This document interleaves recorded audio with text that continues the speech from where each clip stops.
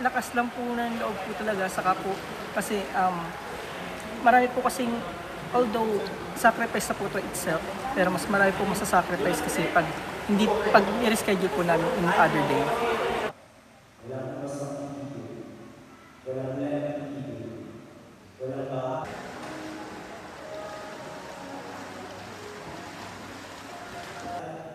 Hindi kinasal kayo na iba ang sitwasyon, pero pinagpatuloy yung kadasal namin na pagpalain ng Diyos ang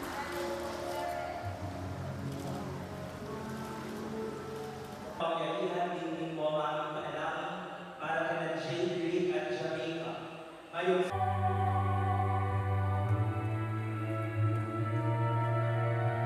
gusto na Jane